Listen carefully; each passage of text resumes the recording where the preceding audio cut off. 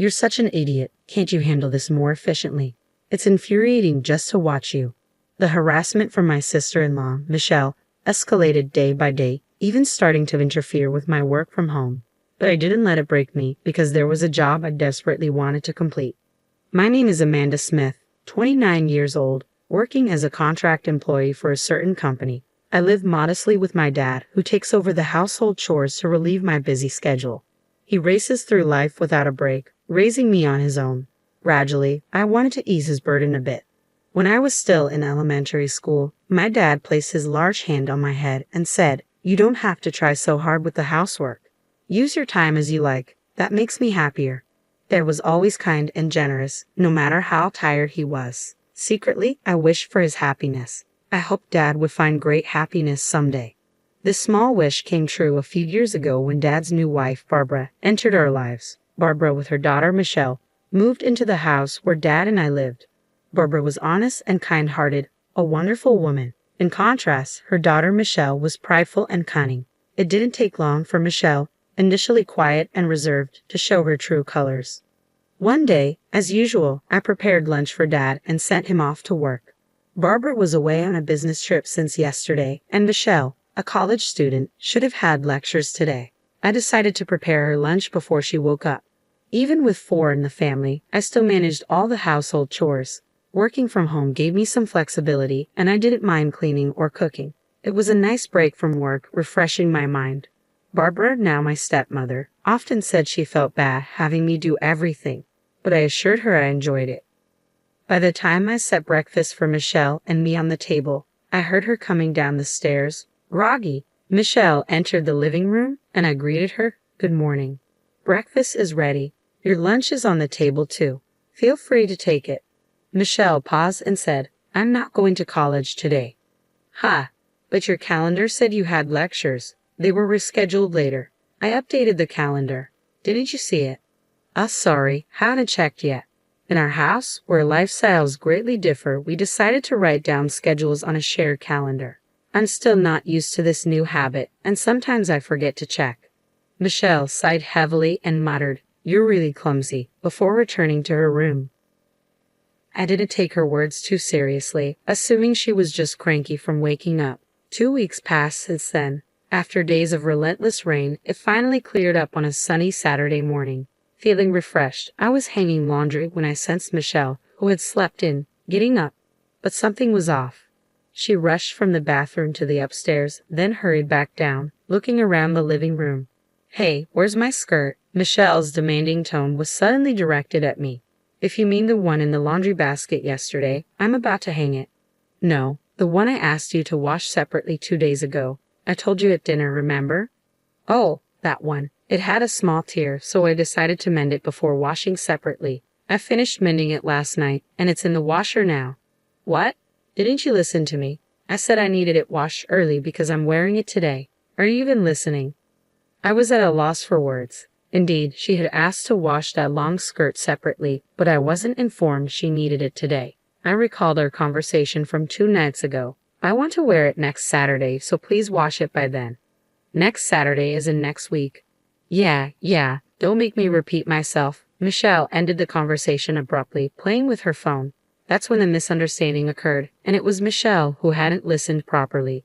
Though I had no reason to be blamed, I didn't want to argue and said, "Sorry, I misunderstood the date." But Michelle, standing before me, glared with a disdainful look. Think an apology solves everything. This is why I hate dumb people. Having a high school graduate sister is just unbearable. Can't even manage household stuff properly. Michelle attends an elite university known nationwide. Our worlds are different, yet I had hoped we'd get along now that we're family. Just to be clear, I never thought of you as family from the start, Michelle said mockingly with a disturbing smile. Seeing that expression, I realized our differences might be harder to bridge than I thought. Since that day, I felt an eerie chill. Michelle's disdain towards me became more apparent in her actions. When I worked from home, loud music blared from Michelle's room, not just disrupting my work but loud enough to be a nuisance to the neighbors. "Could you lower the volume a bit? The neighbors might complain," I asked timidly. "What? Don't boss me around. I'm annoyed by the typing sounds from your room," she retorted, slamming the door in my face. On another occasion, Michelle brought friends home and loudly declared, "Isn't it embarrassing having a high school graduate sister who can't even get a decent job? I wish she'd move out soon." One of her friends, leaving jokingly, said to my door, "Sorry for disturbing. Michelle feels sorry for you, so please move out soon, okay?" Her friends laughed as they passed my room. These harassments always happened when our parents were away. In front of Dad and Barbara, Michelle played the role of a good sister, eerily amicable towards me. Before long, Michelle graduated from university and secured a job at a major corporation. Within a year, she got engaged to her company's superior. By then, I had moved out to live alone, freeing myself from daily harassments and gradually regaining a peaceful life. One day, an invitation to Michelle's wedding arrived. The ceremony was to be held overseas. Sighing, I placed the invitation on a nearby table. About 3 months later, I boarded a plane from Los Angeles International Airport to France. Since moving out, I had become distant from my family. I was worried about Dad, but Barbara was with him. Without me in that house, Michelle wouldn't cause trouble to preserve Dad's happiness. I want to avoid family conflicts, so it was better to keep my distance from Michelle and minimize visits to my family home. To Dad and Barbara, I explained that I moved out to focus on my career. Despite the suddenness, they respected my decision, telling me, "Don't worry about home. Just do what you think is right. Yes, you should pursue what you want. It's a once-in-a-lifetime chance," they said with a smile. It's true that Michelle's actions affected my work, but that wasn't the only reason I left. I felt it was time to confront my own life and take a new step. On the night before Michelle's wedding, in my hotel room, as I checked the dress and belongings for the next day, my phone rang. Michelle's name appeared on the screen, and a bad feeling washed over me. Hesitantly, I answered the phone. It was Michelle's voice after several months. "Hey, long time no see. Where are you right now?" she asked. "I'm in a hotel in Paris," I replied. There was a brief pause in the conversation, then laughter erupted from the other end. "Really went, huh? Are you stupid? How crazy can you be?" she mocked. "What do you mean, the overseas wedding was a lie?" "Fooled you as expected. I'll send the real invitation later, okay? By the way, if you don't show up, I'll ruin something very dear to you," she threatened. The call ended there, and I sat weakly on the bed. Michelle had played a cruel trick on me, and she might be planning another scheme. Additionally, Michelle said, moreover, she threatened to ruin what's most important to me if I didn't attend. Such an act could harm not just me but Dad and Barbara as well. Michelle could easily do something like that. The peace I had regained seemed to crumble in my mind. As long as Michelle and I are family, the situation will continue. I have no choice but to meekly follow Michelle's actions always. Then my thoughts abruptly stopped. Why did I leave home? Wasn't it to fully pursue what I wanted? I haven't achieved anything yet. Instead of feeling weak, I should work to change the situation.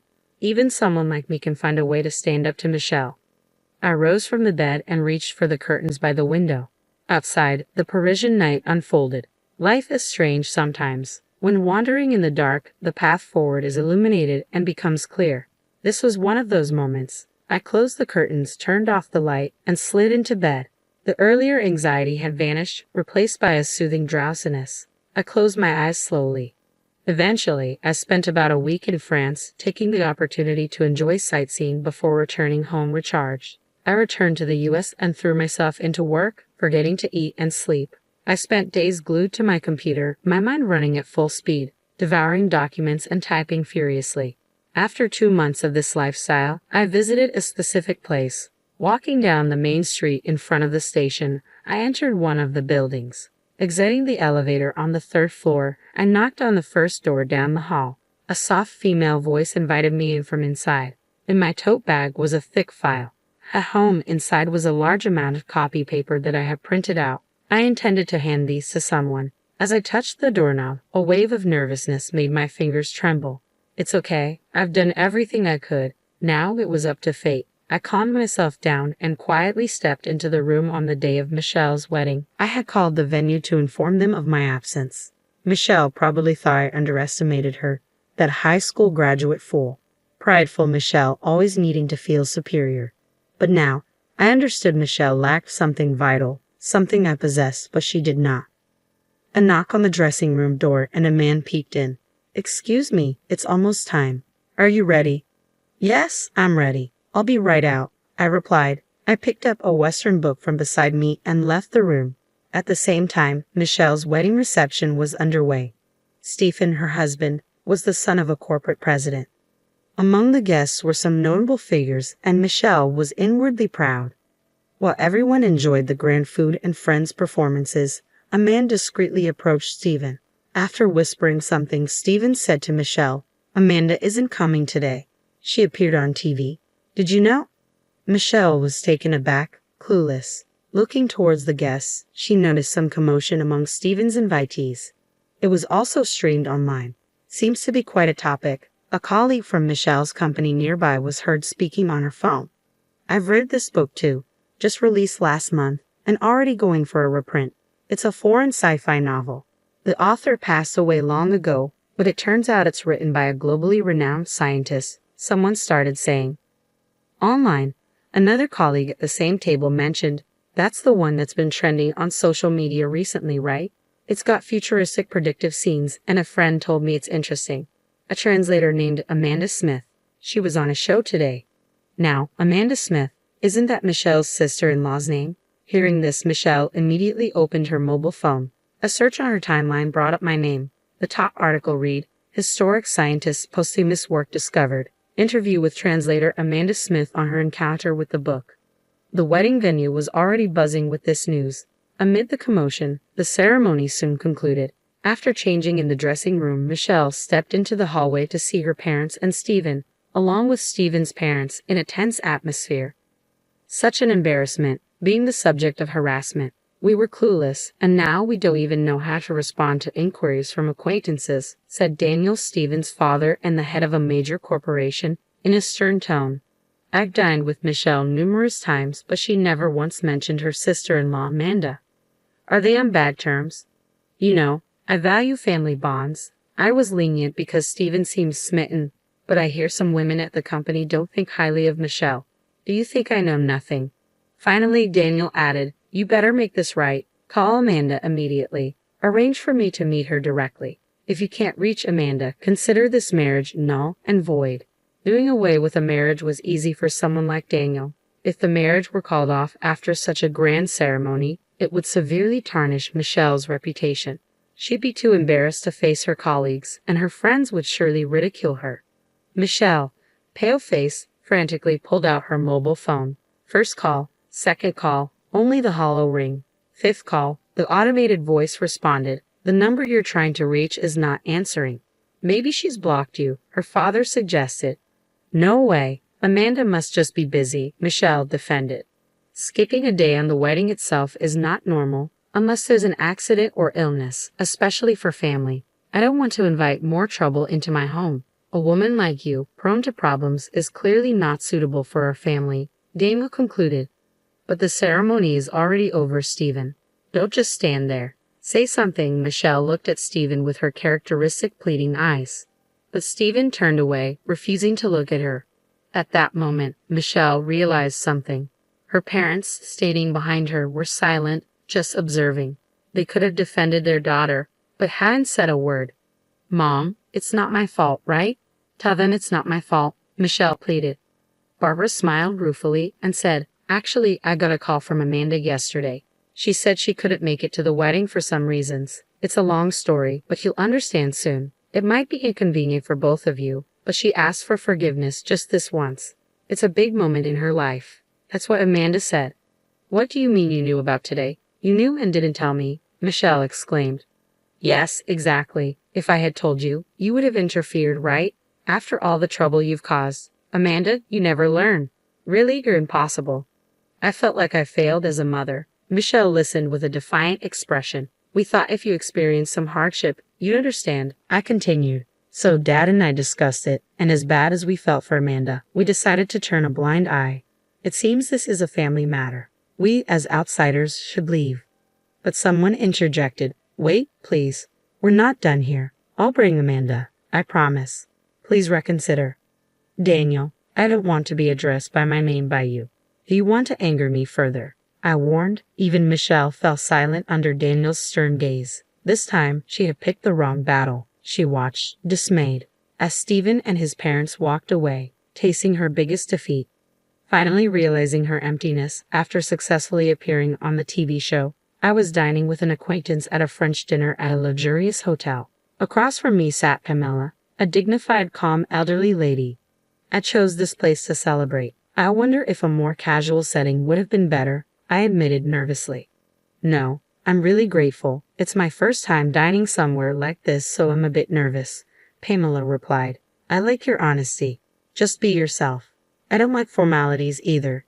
Enjoy the meal to the fullest. Pamela's titles included French literature researcher, translator, and translation school lecturer. She was also my mentor. I once found an old Western book among Mom's belongings. Dad said its origin was unknown. It appeared to be a novel written in French, with notes throughout indicating Mom had read it repeatedly. I remembered how Mom hummed foreign songs while cooking or doing laundry. It happened before I could remember clearly. Could those lyrics have been in French? I started reading the book bit by bit, translating with a dictionary, and got absorbed in its world. I became enchanted with the French language. I devoured French books and translated my favorites. I was so engrossed that I lost track of time. After becoming a working adult, I started attending translation school during nights and weekends. One of my teachers, impressed by my language skills, introduced me to translation work. I was delighted to take it on, especially since it could be done from home.